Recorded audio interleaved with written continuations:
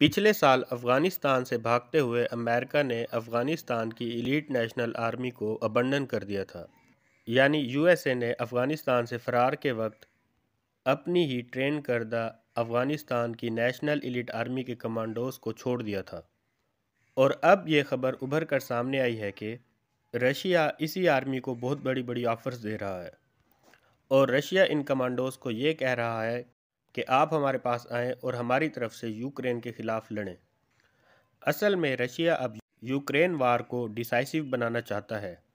اور اس مقصد کے لیے رشیا نے پہلے اپنے نوجوانوں کو اس جنگ میں پارٹیسپیٹ کرنے کے لیے کہا، لیکن رشین نوجوانوں نے اس بات میں کوئی خاص دلچسپی نہیں دکھائی۔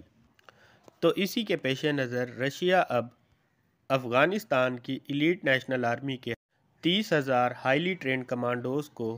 ہائر کرنے جا رہا ہے،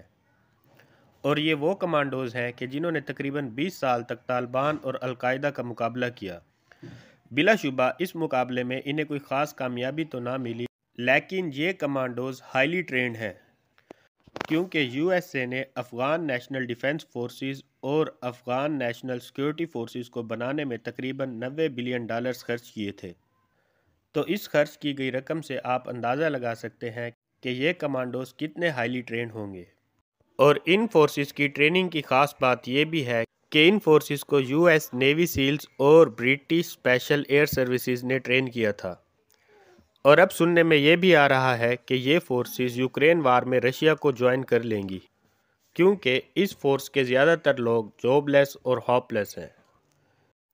جبکہ دوسری طرف یہ بھی سننے میں آ رہا ہے کہ رشیا کی آفرز کو پیش نظر رکھتے ہوئے یو ایس اے اور یو کے میں شاید ان فورسز کی ری سیٹلمنٹ بھی ہو جائے، اور اگر ایسا نہیں ہوتا اور یہ فورسز رشیا کو یوکرین وار میں جوائن کر لیتی ہیں تو پھر indirectly U S A he Ukraine کے خلاف لڑ رہا ہوگا، کیونکہ اس کی ٹرین کردہ فورسز یوکرین کے خلاف لڑ رہی ہوں گی۔